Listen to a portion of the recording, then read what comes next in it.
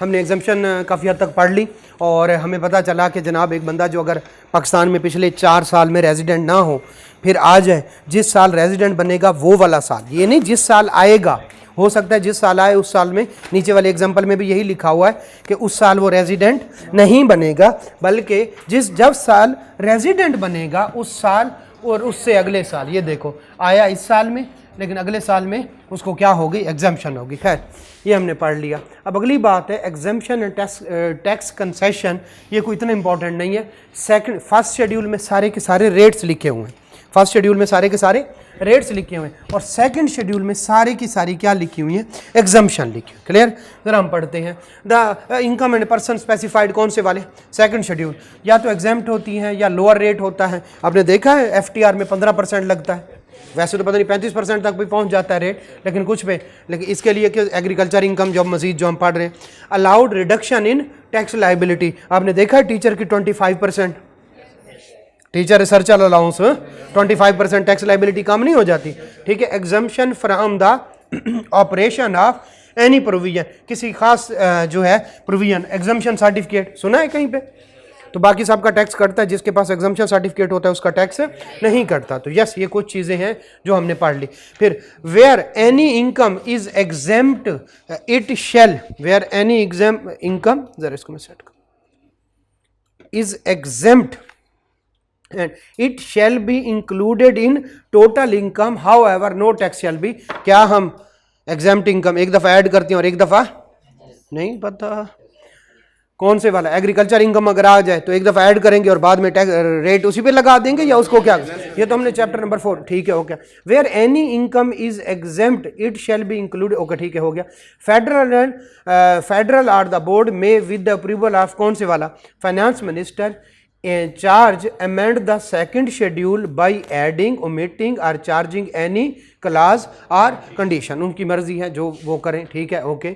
All amendment shall affect any tax year beginning on the date before और after the commencement of the financial year in which the notification is issue. तो बाज़ दफ़ा retrospective होता है, बाज़ दफ़ा prospective होता है, बाज़ दफ़ा आने वाले दिनों के लिए होता है, बाज़ दफ़ा जैसे 7E आया था, उसने जो है आया 2022 में, नहीं 23 में, और उसने 2022 को भी साथ में, 7E पता नहीं क्या है, deemed income. Federal government shell place before national assembly all amendments made in second schedule in financial year. पूरे साल नोटिफिकेशन इशू करते रहेंगे और जब बजट पेश होगा उसके आगे पीछे, यानी साल के एंड पे या साल के अगले साल के शुरू में, तो वो सारी की सारी अमेंडमेंट उनके सामने रख देंगे, सर जी इसको क्या कर दें, अप्रूव कर दें। असेंबली चाहेगी अप्रूव करेगी तो वो कानून का हिस्सा बन जाएगा, और अगर वो कहती है नहीं आपने ये गलत किया है तो उसी साल नोटिफिकेशन क्या हो जाएगा, ख़त्म भी हो सकता है। यस, ये लाइट चले, ये हम, अच्छा, exemption and tax provision in any other law. Sales tax अगर कह दे इनकम टैक्स में फलां चीज़ माफ़ है तो क्या वो माफ़ हो जाएगी? नहीं, बस इतना कहते हैं। ले ज़रा, sales provision in any other law which exempt कर देती है, रेट को रिड्यूस कर देती है, टैक्स लाइबिलिटी को कम कर देती है, या ऑपरेशन ऑफ एनी प्रोविजन कम कर देती है, shall have no legal effect. कोई प्रॉपर्टी टैक्स कह दे इनकम टैक्स भी माफ़ है, भाई तेरा क्या काम है, तो प्रॉपर्टी टैक्स माफ़ करवा। सेल्स टैक्स वाले कह लें कि ये वाला सेम सेक्शन किस पे लगेगा, इनकम टैक्स पे, कोई इफेक्ट नहीं है। तो कोई एग्जम्पशन, कोई रिड्यूस रेट, कोई जो है टैक्स लाइबिलिटी कम करना, कोई प्रोविजन, ऊपर वाली 4-5 बातें लिखी हुई हैं, वो सारी जो है shall have no legal effect unless it is also mentioned in. अगर ये कह दे कि जैसे सेल्स टैक्स में लिखा हुआ है यहाँ भी मैं आपको क्या कंसेशन देता हूँ, तो फिर तो ठीक है। लेकिन अगर सेल्स टैक्स कह दे कि जनाब इनकम टैक्स में भी, तो नहीं, वो सेल्स टैक्स एक्ट में तो हो सकता है, जैसे सेल्स टैक्स एक्ट में कह दे कि इनकम टैक्स में जो प्रोविजन लगती हैं फलां कानून की वो यहाँ भी लगती हैं, यस ओके है। लेकिन अगर सेल्स टैक्स वाले ये कह दे कि ये जो प्रोविजन मैं लिख रहा हूँ ना ये इनकम टैक्स में भी लागू होंगी, वो भाई तो कौन लगता है, समझ लिए? तो इसी तरह से ये कह रहा है, अगर उसमें है और इसमें अमेंडमेंट है ठीक है, लेकिन अदरवाइज कोई और लॉ, दुनिया की जितने लॉ कह दे इनकम टैक्स ऑर्डिनेंस पे उसका कोई असर नहीं होगा। चले, लिमिटेशन ऑफ एग्जम्पशन, यस ये कंसेप्ट है, जरा इसको देखिएगा। एक बंदा है, पर्सन है, पर्सन कंपनी भी हो सकती है, अच्छा चलो कंपनी है, कंपनी एग्रीकल्चर इनकम है,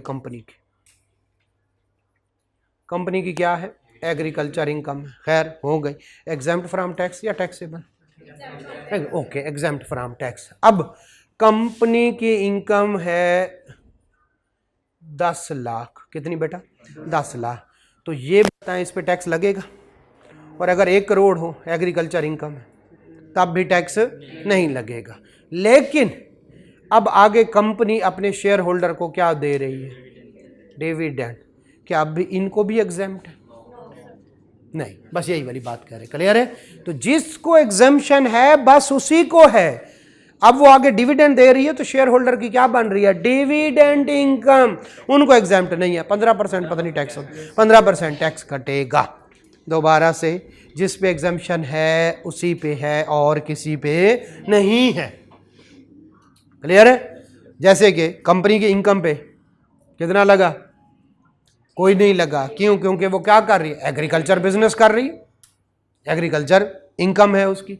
लेकिन अगर वो आगे डिविडेंड दे रही है तो ये नहीं होगा कि भाई एग्रीकल्चर इनकम एग्जाम तो उससे आगे सारी दुनिया एग्जाम। एक बंदा यूनाइटेड नेशन में है, यूनाइटेड नेशन में है तो उसकी सैलरी पे टैक्स नहीं लगेगा। लेकिन बाद में वो उससे प्लाट खरीदता है, फिर प्लाट बेचता है तो कैपिटल गेन भी नहीं लगेगा? लगेगा। क्यों? क्योंकि ओरिजिनल एग्जाम्पशन किस पे थी? सैलरी इनकम पे। ये तो नहीं हो सकता। यस, एक बंदा है जनाब, वो फॉरेन एड पता नहीं प्रोग्राम था, उससे सैलरी ले रहा था, ठीक है, ओके ले ली, ठीक है भाई एग्जाम्प्ट है, ओके जो भी था। पाकिस्तान में फिर प्रॉपर्टी ले ली, उससे किराया आ रहा है, सिर्फ उतने तक की थी। क्लियर हो गया? बस इतनी सी बात है। जरा पढ़ते हैं नीचे एग्जाम्पल में, सारा कुछ यही लिखा, बड़ा आसान सा। Limitation of the exemption, limitation of the exemption where any income is exempt from tax.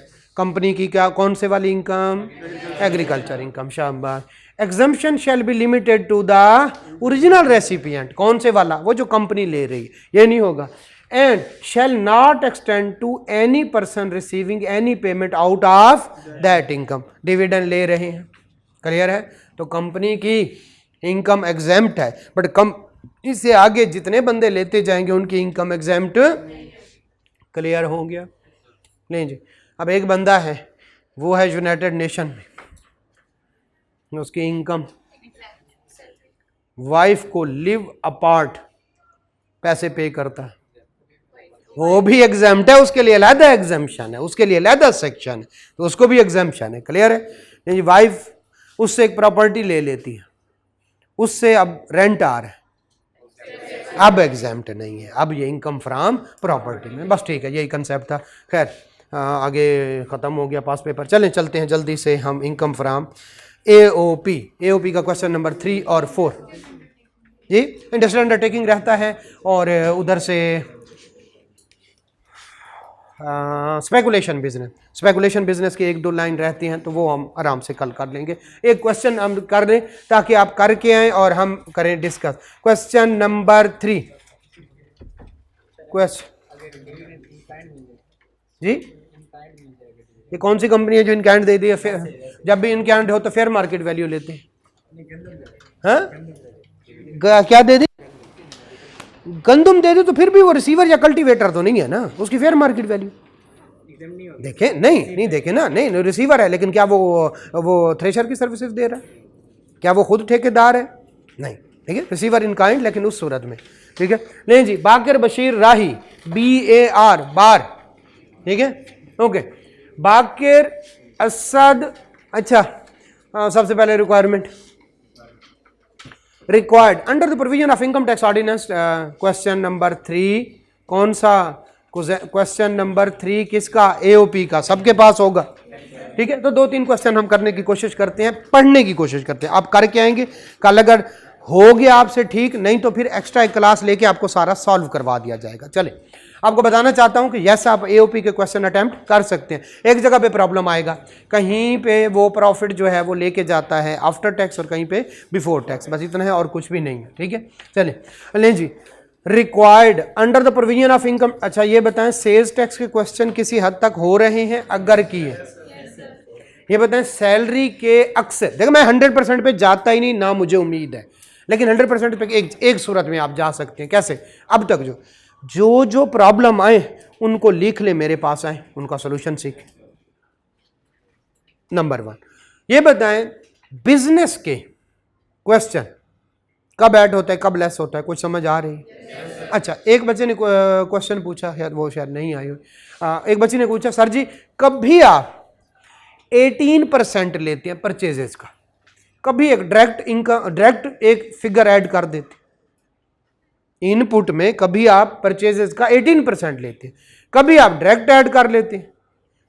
ओ भाई अगर वो कह दें कि ये परचेज है 18%, अगर वो कहे ये इनपुट टैक्स है तो फिर क्या उसका फिर 18 लूं, समझ रहे हैं? तो ये सुबह बच्चे के मैसेज आए थे, या कोई बच्चा था जो भी था, ठीक है, आप दोनों में से कोई होगा, ठीक है, कोई बच्चा खुच्चा तो नहीं होगा, ठीक है, अच्छा खैर, तो वो उसकी बहस यही चल रही थी। मैं सुबह उठा हूँ, ठीक है, तो काफ़ी सारे मैसेज आए हुए थे, खैर मैंने पढ़ने की कोशिश फिर मैंने उनको रिप्लाई किया कि बेटा ये जो है किसी पे 18% लेते हैं, किसी पे नहीं लेते, क्योंकि वो एक परचेज है, एक टैक्स है। तो आपने खुद ही कहा सर जी परचेजेस पे 18% लेना है, वो लेना है, लेकिन अगर वो टैक्स, ये भी बात मैंने बताई थी, शायद वो वाला गौर से नहीं लिया, तो दोबारा से अगर वो कहते हैं इनपुट टैक्स है, खैर सिंपल, इलेक्ट्रिसिटी इतने पैसे पे किया, इलेक्ट्रिसिटी बिल, उस पर 18% लेना है।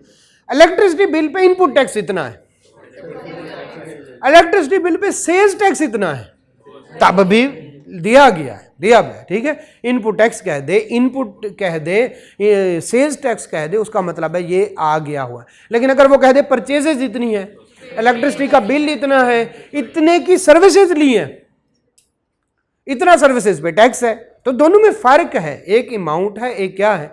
तो खैर जो भी स्टूडेंट था शायद अब लेक्चर देखे तो उसको समझ आ जाए। खैर वापस आते हैं, तो किसी हद तक 70-80%, मैं 100% कह ही नहीं, लेकिन आपने छलांग लगा देनी है। 4 चीज़ें आ रही हैं, 2 नहीं आ रही, बस आप उन 2 को गलत लिख के या अज्यूम करके टोटल इनकम तक पहुंचो, उसमें से ज़कात लेस करो, फिर किस पे पहुंचो, और उसके बाद आखिर पे कौन से वाले, ठीक है, जो है। तो ये आपने खुद से हौसला पकड़ना है। यस, जहाँ पे प्रॉब्लम आ रहे चुप करके मेरे पास आ जाएं, टाइम लें।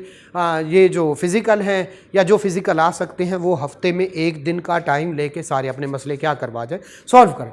और अगर जो ऑनलाइन बच्चे हैं तो वो फिर उनसे मैसेज पे और इवन जूम पे भी अवेलेबल हो, कोई मसला नहीं। आप अगर बहुत ज़्यादा मसला है तो फिर जूम पे आ जाए, मैं इधर स्क्रीन पे सॉल्व करता जाऊँगा और आपको क्या होता जाएगा। लेकिन ये नहीं कि डेली सर जी जूम पे, फिर मैं घर जाऊं सर जी जूम पे, तो फिर मैं सर जूम पे ही रहेंगे, ठीक है, हम ठीक है। तो कोशिश करें कि टाइम ले लें, कोई 8-10 प्रॉब्लम अपने इकट्ठे कर लें, ठीक है, और एक एक करके बेशक पूछते रहें, टाइम पहले ले लें, ठीक है, ओके। फिर सर फ़ोन नहीं उठा रहे, सर बेचारे जो है वो ड्राइव कर रहे हैं।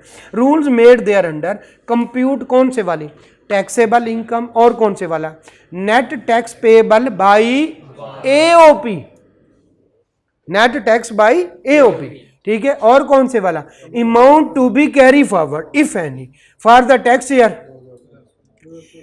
Assume tax and accounting depreciation same है। नोट क्या कह रहा है, योर कंप्यूटेशन कौन सी वाली, should commence with profit before tax, अगर ना भी कहता तो हमने इधर से लेना, ठीक है, ओके। अच्छा, अगर सेल दे दें और प्रॉफिट ना दें तो फिर सेल फिगर लेके सही वाले खर्चे लेस करने हैं, बस। आज तक मेरे ख्याल पूछा नहीं है उसने, हमेशा क्या देता है, प्रॉफिट बिफोर टैक्स देता है और गलत खर्चे ऐड कर देते हैं, सही वाले खर्चे लेस कर। लेकिन अगर सेल दे दे तो गलत खर्चों को इग्नोर करते जाए, सिर्फ सही वाले खर्चे लेस करें। यानी प्रोविजन आई है, उसने सेल दे दिया, प्रोविजन आई हुई है, इग्नोर कर दें। एक्चुअल बैड डेट है, वो लेस कर दें, तो यस यही फर्क होगा। चले खैर, show all relevant exemption, exclusion, और कौन से वाले, डिसअलाउंस। ऊपर चलते हैं, इसमें कहीं उसने कहा है कि पार्टनर्स क्या, सिंपल इनकम फ्रॉम बिजनेस का, एओपी बहुत इन्वॉल्व है इसमें, लेकिन लफ्जों की हद तक सिंपल एओपी की। देखिए किसी पार्टनर का अगर निकालना है तो वो सैलरी वाला या किसका हो जाएगा, नॉन सैलरीड वाला, वो न्यूमेरिकल। और अगर यहाँ पे दोबारा पढ़ें इसको, दोबारा पढ़ें, अजीब सी बात कर गया, देखें आपकी ही आई कैब में आया हूँ। Under the provision of income tax ordinance, ठीक है, टैक्सेबल इनकम और नेट टैक्स पेएबल किसका, बार है, वो ऊपर वाले कौन से बंदे हैं, बाबर असद राही, ठीक है, ओके। लें जी, amount to be carry forward for the tax year, कहीं कोई इसका नाम, इसका मतलब है सिंपल, ये किसका है?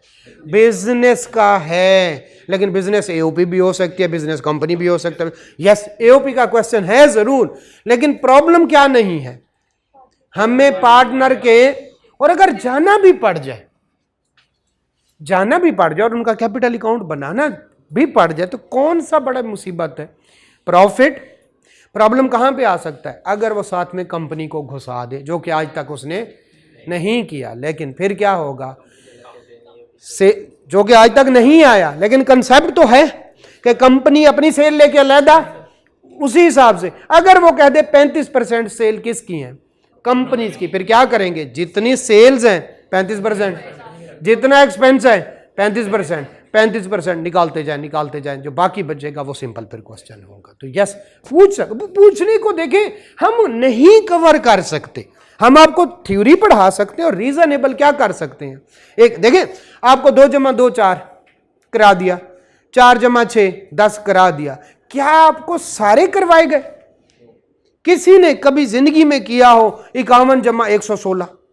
शायद ना किया, ऐसा है या नहीं? तो क्या आप इस पे बैठ करो ना, मिस ने तो 51 + 116 करवाया ही नहीं, मैं क्या करूंगा आने वाली सारी, कभी आ गया, नहीं करवा सकते।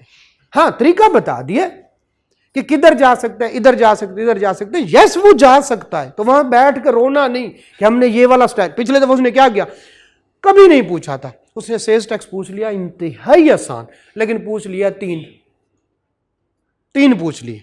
अब क्या था, पहले मिस्टर ए का बनाओ, मिस्टर बी का और मिस्टर सी का, 3 क्वेश्चन उसने पूछ लिए, कभी नहीं पूछे थे, लेकिन थे आसान। अब बच्चों ने क्या किया, अब क्या करें, उधर ही बैठ के सोचना है भाई। क्या देखिए, क्या आप सीएमए पढ़ रहे हैं और इसी तरह से FAR1 पढ़ रहे हैं? FAR1 के फॉर्मेट्स हैं, सीएमए के हैं, उधर ही बैठ के सोचना है कि क्या करना है। ऐसा है या नहीं? तो अगर आप सीएमए कर सकते हैं, हर क्वेश्चन डिफरेंट है, ऐसे मुझे तो ऐसे लगता था जब मैं पढ़ता, हर उधर बैठ के सोचना है अब इसका क्या करना है, इस मनहूस को कैसे पकड़ो, है ऐसा ही है।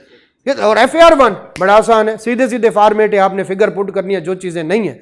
तो इसमें यस फॉर्मेट भी है, आपको पता है, पहले सारी इनकम लिखनी है, एग्जाम्प्ट भी लिखनी है, FTR वाली भी लिखनी है, उससे आ जाएगी टोटल इनकम, फिर एग्जाम्प्ट को निकाल देना है, फिर किसको, डिडक्टेबल अलाउंस, उससे हम किसी टैक्सेबल इनकम से क्या निकालें, टैक्स। उसके बाद अगर कोई टैक्स क्रेडिट है तो पहले लेस कर लें, और अगर नहीं है तो सिंपल बाकी सारे टैक्स क्या करें, ऐड करें। कौन से वाला, FTR वाला, एग्जाम्प्ट वाला तो है नहीं, कोई सेपरेट ब्लॉक आ गया वो भी ऐड करें, और अगर उन पे टैक्स पहले कट चुका है वो लेस कर लें, कोई पहले टैक्स। तो ये एक फॉर्मेट भी है, लेकिन यस वो कोई नए तरीके से भी पूछ सकता है, वो शुरू ही करे, वो कहे टैक्स पेएबल इतना है, आगे बात शुरू कर दे। वो कहे जनाब क्या है, सिर्फ बाज़ दफ़ा उसने पूछा हुआ है सिर्फ टैक्सेबल इनकम बताए, आगे कुछ पूछा ही, तो जैसे उसकी मर्जी है, उसने 3 सेल्स टैक्स दे दिए, तो कौन सी मुसीबत बढ़ गई। एक पेज पे मिस्टर ए हमने नहीं करवाया होता, लेकिन अगर बच्चे में कुछ ना कुछ है, और पहले जिसने न्यूमेरिकल शुरू कर लिया, और न्यूमेरिकल भी पहला वही आ गया जो पहले कभी किया हुआ नहीं, तो बस उधर ही बेड़ा गर्क हो गया। अब सोच रहा है जनाब क्या करूं क्या नहीं, तो आराम से पहले आधे घंटे में कोई न्यूमेरिक नहीं करना, ठीक है। पहले आधे घंटे में आपने 3 से 4 नंबर वाले छोटे छोटे क्वेश्चन जो आते हैं, ये ना पकड़ लेना जो नहीं आता। सर ने कहा था पहले 3 नंबर वाले करने हैं, ऐसे आ गया, आता या नहीं आता मैं इसी को करूंगा, वो आपका बेड़ा गर्क कर देगा। पहले खुद को कूल काम करना है। जब आपके 15 में से आपको पता है 14, 12, 13 आ गया ना, आपका दिमाग चलना शुरू हो जाता है, जो कि सारी जिंदगी नहीं चला, अब चलना शुरू हो जाएगा, मुझे लग रहा है, ठीक है। अच्छा चले चलिए पढ़ लेते आ जाए, ठीक है। तो ये आपने अपने ऊपर यकीन रखना है, मैं इसमें से पासिंग मार्क्स लेके ही उठूंगा, बस दूसरी कोई बात ही नहीं, और वो लेंगे इंशाल्लाह, ठीक है। जब देखें यतीम भी वो कहते हैं पल जाते हैं ना, हम तो तसव्वुर ही नहीं कर सकते वालिदैन के बगैर, क्या यतीम नहीं पलते। जब सर पे पड़ती है फिर वो भी जीना सीख जाते हैं, आप उधर बैठे हैं, आपकी प्रैक्टिस है, ठीक है, नहीं है तो आपकी क्वेश्चन पढ़ा, अब उसको कर रहे हैं यार, किसी तरह से तो करना ही है। अभी क्या कहते हैं, जब भी क्वेश्चन है तो पहले सोल्यूशन देख लेते हैं, अच्छा बड़ा है इसको बाद में करूंगा अच्छा ये छोटा, ये वाला सही है, ये मैं कर लेता। इधर तो जब पढ़ेगी ना सर पे पड़ेगी ना, तो आप कहेंगे यार करना ही है, अब क्या करें, यही है पेपर, और पेपर साथ वाले जगह एक्सचेंज कर ले, उसका भी वही है, ठीक है। तो अच्छा चलिए खैर जो है बागर असद राही तो इंशाल्लाह पास हो जाएंगे। मेंबर ऑफ AOP उसका बागर असद बार कह रहा शेयर नहीं आपस में बातें नहीं। प्रॉफिट एंड लॉस है द रेशो कौन से वाली 5 3 2 हमारे लिए किसी खाते की भी नहीं। क्यों पार्टनर की तरफ तो जाने अगर जाना होता तो उसी रेशियो से इनको क्या करते डिवाइड वो आखिर वाली जो इनकम बचती है मेरे ख्याल में वो अच्छा चले ठीक है। Is engage in the business of trading consumer electronics okay has to अगर ये कंज्यूमर इलेक्ट्रॉनिक्स अगर ये सेल्स टैक्स होता तो मैं कहता इसको गौर से देखो ये कहीं थर्ड शेड्यूल तो नहीं है ठीक है। ये इलेक्ट्रिसिटी कंपनी तो नहीं है जो कंज्यूमर को क्या कर सकती है बिजली बेच रही हो उसके खर्चे उसके इनपुट उसका आउटपुट हो सकता है उसका फिर इनपुट कौन से वाला होगा जो कि वापडा वाले उसको टैक्स चार्ज उसका आउटपुट क्या होगा जो कंज्यूमर को यस दे सकता है कभी नहीं दिया हम तसव्वुर भी नहीं कर सकते हमें लेस्को का सेल्स टैक्स आ जाए लेकिन आ सकता है तो उसका इनपुट क्या होगा जो उसने बिजली ली वापडा वालों ने और हो सकता है वो इतनी डेप्थ तक भी चला जाए कि वापडा वालों ने कौन सा टैक्स लिया सारी चीज बता दे तो आपको पता है वैल्यू ऑफ सप्लाई और उसने कौन सा चार्ज करना है तो कुछ भी हो सकता है। सीधी बात है अगर आपने थ्योरी पढ़ी हुई है तो उस टाइम पे फौरन जो है ऐसे आंखें बंद करके याद करेंगे वो वाला पेज ठीक है। तो फिर वो वाले पेज में आपने अंदर जाके अच्छा कैपेसिटी हो सकता है कैपेसिटी बिल्डिंग का कोई दे दे यस आया नहीं है कभी नहीं आया अल्लाह ना करे इस तरह कोई आए लेकिन अगर आ जाता है तो फिर अपने नॉलेज पे वापस चले जाए वापस अपने शेल में चले जाए। अब प्रैक्टिस की बात नहीं रही शेल में चले जाए और देखें सर ने कहा था कैपेसिटी बिल्डिंग अच्छा कैपेसिटी है तो कैपेसिटी की बेस पे प्लांट एंड मशीनरी की बेस पे होगा तो अब इस पे नॉर्मल टैक्स नहीं लगेगा लाख रुपए की चीज ली इस पे इतना टैक्स लगेगा। अच्छा वो पता नहीं इनपुट पे भी एक जगह पे था वो स्टील मेल्टर के लिए था स्टील वगैरह मेल्टर के लिए तो उनका उनकी किस पे इस इनपुट पे 2-4 किलो के पे मेरा नहीं ख्याल इतना आएगा लेकिन अगर आ जाए तो कुछ ना कुछ आप उसमें से निकालने की कोशिश करें। इसका क्या तरीकाकार है थ्योरी को दो पेज एक पेज आपने डेली पढ़ लेना जो याद भी हो ना उनको भी एक दफ़ा पढ़ लेना और फिर पढ़ते पढ़ते क्या हो जाएगा अब आप ऐसे सोच रहे हैं इस पेज पे पहले सफ़े पे ये है दूसरे सफ़े पे ये है अब याद करने उसमें ये बातें लिखी हुई हैं यस ओके है कोई बात याद नहीं आ रही तो उसको जाके फिर पढ़ लें। तो एक वक्त होता है जब बंदा इस लेवल पे पहुंच जाता है ये सारा चैप्टर बंदे की फिंगर टिप्स पे आ जाता है तो यस वो पास कराने वाला वक्त होता है ठीक है।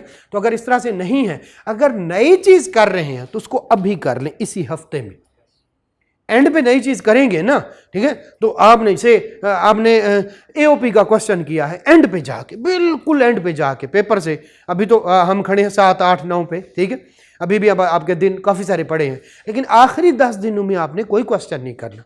क्यों आपने AOP का क्वेश्चन कर रहे हो ना वो आपको सेल्स टैक्स बता रहा होगा तो आप कहेंगे अच्छा पार्टनर तो नहीं है इसके ठीक है सहन में AOP ही चलेगा। देखिए जो आप अभी पढ़ते हैं वो आपको फौरन याद होता है ठीक है लेकिन जैसे जैसे टाइम गुजरता जाता है वो चीज़ें भूलती जाती। तो अगर आपने नई चीज़ की याद तो फिर वो सारी चीज़ों पे गालिब आ जाएगी। वो आपको पढ़ा रहा होगा जो है किसकी जो है इनपुट और आप कहेंगे पार्टनर का कहाँ से इनपुट होता है आपके जहन में AOP ही चल रही है। तो यस कोई नई चीज़ याद करनी है तो यही 2-3 दिन है कर ले उसके बाद बस रवैया ठीक है। चले आज बार इज इंगेज ओके ठीक है हो गया। 2 इंडिपेंडेंट जो है वो ब्रांचेज ईच इन कौन से वाली तेहरान और दुबई ये भी है BAR भी है और उसकी अब ये बताएं तेहरान और दुबई से आने वाली इनकम होंगी फॉरेन सोर्स इनकम ये एक ही हेड में इकट्ठी होती हैं दोनों बल्कि पाकिस्तान सोर्स इनकम और कौन से फॉरेन शब्द। अच्छा ये बताएं फॉरेन सोर्स का लॉस फॉरेन सोर्स की इनकम के साथ होगा क्लियर है और उनको नेट ऑफ कर एक में लॉस है एक में प्रॉफिट है उनको आपस में नेट ऑफ कर लें और जो बच्चे उसको पाकिस्तान में ले आए as a foreign source income और अगर लॉस ज्यादा हो जैसा कि इसके केस में है तो आपस में खत्म हो और अगर सिर्फ प्रॉफिट हो तो ले आए यहां पे देखें फिर कोई टैक्स तो नहीं पे किया और अगर सैलरी पे टैक्स पे कर दिया है तो वो सैलरी एग्जाम्प्ट बस ठीक है यही वाली बात है। चले आ जाए नहीं जी, following information has been extracted जो है profit and loss account for the 31 December 2015। Okay, sales हैं, हमें कोई मसला नहीं है। कॉस्ट ऑफ सेल है, अभी तक हमें कोई मसला नहीं। ग्रॉस प्रॉफिट कोई प्रॉब्लम नहीं। एडमिनिस्ट्रेटिव एंड सेलिंग एक्सपेंसेस कोई प्रॉब्लम नहीं। फाइनेंशियल चार्जेस अनलेस अनटिल के ये लीज के अगेंस्ट ना हो, हमें कोई इशू नहीं है। फिर कौन से वाला, अदर इनकम, ठीक है, सारा कुछ करने के बाद। अब कॉस्ट ऑफ सेल्स इंक्लूड्स, कौन से वाली, कॉस्ट ऑफ सेल इंक्लूड, कौन से वाले, 20.5 मिलियन, ठीक है। उसमें क्या है जनाब, जरा देखते हैं। Closing stock which has been valued at net realisable value, NRV पे, कॉस्ट की बजाय किस पे ले गया, cost of closing stock under absorption cost कितना पहले था, ठीक है, किस पे, 1950, और उसको वो किस पे ले आया है, कर तो दिया है, और क्या करें, कुछ भी नहीं करना। शाबाश शाबाश, समझ गए। तो उसने ये आपको भुलाने के लिए लिखा है। आप सिंपल लिखें और उसके आगे क्या लगा दें। सबसे पहले क्या लेंगे, प्रॉफिट बिफोर टैक्स, और ये वाला लिख के लकीर लगा दें, यस जो है क्लोजिंग स्टॉक। अच्छा, क्लोजिंग स्टॉक अगर ना किया होता, NRV ये होती, बताएं फिर, नहीं NRV पे तो लाया, ले आते 50 की बजाय, करते क्या, प्रॉफिट में से ऑलरेडी, ये बताएं ज्यादा हुआ है स्टॉक या कम, ज्यादा, क्लोजिंग स्टॉक प्रॉफिट में ऐड होता है। तो अगर आपने कम करना है तो प्रॉफिट, शाबाश, बस लेस करना, ठीक है। तो क्लोजिंग स्टॉक अगर ना हुआ होता, अभी तो उसने क्या किया है, 1950 से किस पे ले गया, 1820 पे कर दिया है, नथिंग टू बी चेंज्ड। तो क्लोजिंग स्टॉक का कंसेप्ट जहन में रखें। पहले भी एक दफ़ा मैंने पूछा था तो ये ज़रा कमज़ोर था। क्लोजिंग स्टॉक हमेशा प्रॉफिट में ऐड होता है, ओपनिंग स्टॉक हमेशा परचेजेस में, सॉरी प्रॉफिट में लेस होता है। और कॉस्ट ऑफ सेल क्या होता है, opening stock plus purchases minus closing stock. तो क्लोजिंग स्टॉक अगर कॉस्ट ऑफ सेल में से लेस हो रहा है तो इसका क्या मतलब है, प्रॉफिट में ऐड हो। क्लियर है। तो यस, ये एक पॉइंट था, मैंने कहा डिस्कस कर ले।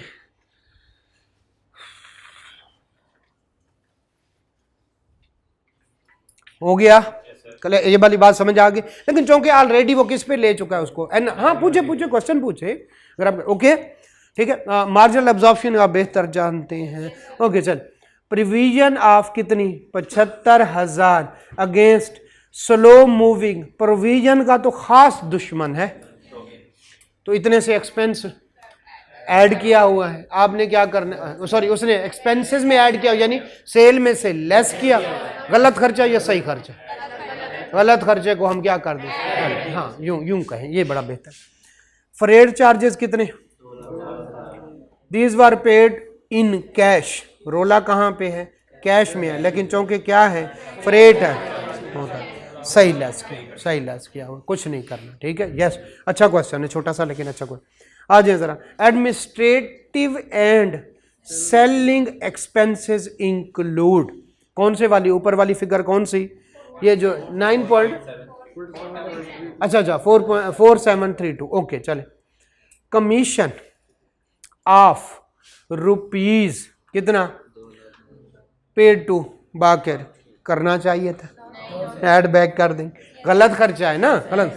और अगर साथ में कैपिटल अकाउंट बन रहा होता तो उसके अकाउंट में कह देते थे भाई ऑलरेडी पेमेंट तुम्हें इतनी हो चुकी है, ठीक है, शाबाश। Annual performance award of 3,10,000 paid to Rahi, उसे कहें भाई राही साहब अपनी राह लो, ये आपको गलत पे किया गया। एक तो इसको ऐड बैक कर लेंगे, और दूसरा राही साहब के कैपिटल अकाउंट में भाईजान आप इतने पैसे ले गए हैं, आपके बनते नहीं थे। 4,55,000 paid to AB bank limited in जो है फाइनल सेटलमेंट ऑफ लोन। यहाँ पर तक तो ठीक था, लेकिन आगे क्या लिखा हुआ है, ऑब्टेन बाय असद, तो पे भी असद करे, तो उसकी पर्सनल लाइबिलिटी हमने पे कर दिया, नहीं करनी थी, तो ये क्या हो जाएगा, ऐड बैक। और दूसरा असद के, अगर पूछता, इसमें है नहीं लेकिन साथ साथ हम वो भी कर लें, उसके कैपिटल अकाउंट में ये वाली चीज ऐड कर देते, शाबाश। ये हाउस इन मरी रखे, जहां मर्जी रखे, अपने खर्चे पे रखे ना, ठीक है। प्रोविजन फॉर अगर सिर्फ इतनी बात होती तो हम इसको क्या कर देते, ऐड। लेकिन बड़ा ट्रिकी क्वेश्चन है, मजे का क्वेश्चन है, मैं कल पढ़ रहा था तो मैंने कहा ये करवा देते। Opening and closing balance of the provision, opening कितना है, क्लोजिंग कितना है, तो अब किस तरह से बनेगा, टी काउंट बनाएंगे, टी काउंट बने। बैड डेट कितने हुए, नहीं ये देखिए ना जरा, देखिए ना, एक तो उसने प्रोविजन डाली हुई है, प्रोविजन फॉर बैड डेट, सही नजर आ रहा है, जरा देखिए, प्रोविजन फॉर, मैं बी डी लिख रहा हूं, ठीक है। ओपनिंग इधर है, एक्सपेंस है इधर आएगा या इधर, इस साइड पे प्रोविजन, ठीक है। तो ओपनिंग बैलेंस कितना, 11 लाख, ओके। और उसके बाद आगे क्या कहता है, क्लोजिंग बैलेंस, ठीक है। क्लोजिंग बैलेंस कितना, 14,35,000 फॉर द ईयर प्रोविजन। देखिए ओपनिंग कितना था, उसमें ऐड हो जाएगा ना for the year, provision F Y for the year कितना, 3,35,000। एक तो 3,35,000 की उसने प्रोविजन डाली हुई है, इसको गलत खर्चा है, इसको क्या कर दो, ऐड बैक। अब बताएं ओपनिंग कितना during the year, total 14,35,000, 14 lakh, नहीं ये टोटल मिला के कितना, ये 7 lakh. Provision for the year, provision मैंने पूछा है, जो इंफॉर्मेशन गिवन है वो पूछ, 7,35,000 अल्लाह के बंदो, तो टोटल 18,35,000, इधर भी 18 लाख। वो टी काउंट नहीं बनाए हैं, बताएं फॉर द ईयर या बैड डेट जो एक्चुअल हुए 4 लाख, शाबाश। तो हमने ये लेस करने हैं, यस, ये अपनी तर्ज का पहला क्वेश्चन। जी दोबारा, जी बताएं, उम्मीद बताएं जी, क्या कहां से निकलता है, ओपनिंग कितना ड्यूरिंग द ईयर इतना, क्लोजिंग कितना, फर्क कहां होगा, एक्चुअल बैड डेट। मेरे ख्याल में तो ऐसा होता था। और मुझे बताएं ना, इसको क्या कहें, बैलेंसिंग फिगर को,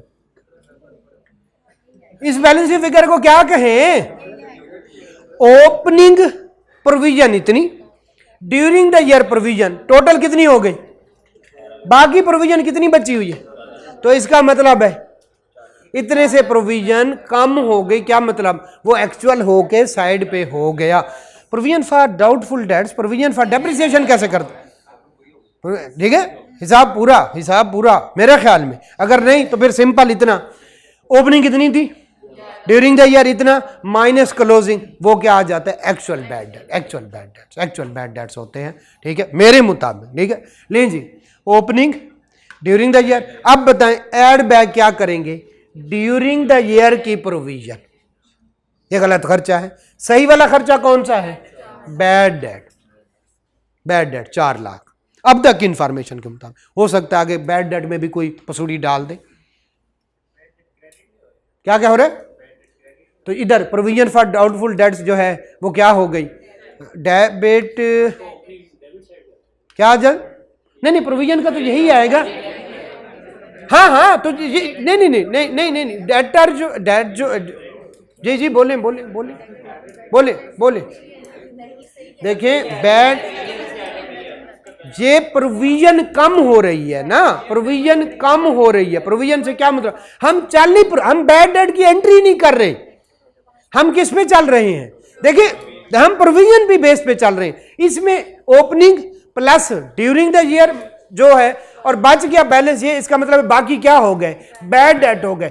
या बैड डेट की एंट्री करते हैं या किसकी करते हैं, क्या आप प्रोविजन फॉर डेप्रिसिएशन भी डालते हैं और फिर डेप्रिसिएशन की एंट्री भी डालते हैं, अकोमुलेटेड डेप्रिसिएशन में जाते जाते उनका बैलेंस किधर निकलता जाता है, ठीक है, मैं क्यों काउंटिंग पढ़ा रहा हूं दोबारा से। ओपनिंग हाँ, मैं मुझे याद है ओपनिंग बैलेंस देखो एक एंट्री करते हैं, एक प्रोविजन की करते हैं या एक्चुअल बैड डेट। जब प्रोविजन करें तो जो बैलेंसिंग अमाउंट होती है वो किधर चली जाती है, ठीक है। या फिर आप कहते हैं देखो सुनिएगा, ओपनिंग बैलेंस इतना, साल के दौरान मैंने इतनी की, लेकिन साल के दौरान मेरे जो एक्चुअल बैड डेट हुए वो इतने हुए, तो ओपनिंग क्लोजिंग बैलेंस क्या आ गया, ये इस तरह से चलता है। तो प्रोविजन पे चलता है, प्रोविजन पे चलता है, ठीक है। तो प्रोविजन अब ये होगा कि जे प्रोविजन फॉर डाउटफुल डेट इतना प्रोविजन। अगर ओपनिंग बैलेंस क्लोजिंग को आप वाइस वर्सा करने लगे, इसके बारे में श्योर नहीं हूं, लेकिन एंट्री कैसे होती है उसके बारे में 100% श्योर हूं।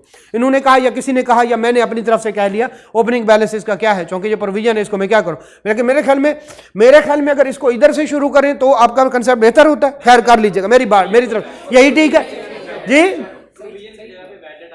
प्रोविजन की जगह पे यहां पे आएगा provision for bad debt, provision for, हाँ ये ड्यूरिंग द ईयर ये हुए नहीं फिर क्या है, एक मिनट मुझे दोबारा से प्रोविजन फॉर डाउटफुल डेट्स साल की कितनी ये हो गई। क्लोजिंग जो है बैड डेट कितना है ये जनाब, कितना जो है क्लोजिंग कितना है 11 लाख 14, नहीं मेरे ख्याल में यही है। ओके ठीक है, इसको छोड़ दो। प्रोविजन ओपनिंग कितनी यार, फॉर द ईयर भी नया जो बैलेंस आएगा वो इधर होगा फॉर द ईयर, बस ठीक है। ओके छोड़ दें, बाकी मुझे डेबिट क्रेडिट का नहीं पता, यहीं पे आ जाए, फिर इसको कंसेप्ट मैं दोबारा देख के दोबारा बता दूंगा। ओपनिंग बैलेंस इतना है, फॉर द ईयर इतना, ठीक है, और क्लोजिंग बैलेंस इतना। इसका मतलब इन दोनों का हेड कौन से वाला है, बैड डेट, बस इतना ठीक है। ओके ये 100% मैं श्योर हूँ। तो opening balance, for the year और ये क्लोजिंग बैलेंस, तो इसका मतलब है जो ये बैलेंस की फिगर है ये कौन से वाले, ये बैड डेट है और ये उसने प्रोविजन का ड्यूरिंग द ईयर का बैलेंस है। तो यस ये गलत खर्चा है, ठीक है, कितना कौन से वाला, और 4 लाख ये क्या कौन से वाला, ये सही वाला खर्चा है, ठीक है। आगे चलते हैं, बस ठीक है, हमारे पास 2-3 मिनट रह गए, हम इसको खत्म भी कर लें। अच्छा ये तरीका है निकालने का, क्यों क्या कौन से वाला, ओपनिंग और क्लोजिंग बैलेंस, और साथ में जो दिया जाए वो अगर गलत खर्चा है तो दूसरी साइड पे कौन से वाला आएगा, सही वाला खर्चा, बस इतना, बस ठीक है, इसमें हम ज्यादा बहस नहीं करते, ठीक है। ओके, लेकिन मैं आपको कंफर्म जरूर कर दूंगा कि क्या चल रहा होता है, ठीक है। Okay, bad debt return of including कौन, sorry bad debt return of includes a loan कितना, तो हमने कितने का निकाला 4 लाख का, इसमें भी क्या शामिल है 2 लाख, वो क्या था ओ भाई लोन राइट ऑफ किया, तो वो एक्सपेंस कहां से आ गया, अपने आपने क्या काम किया है, ठीक है, लोन को क्या किया आपने।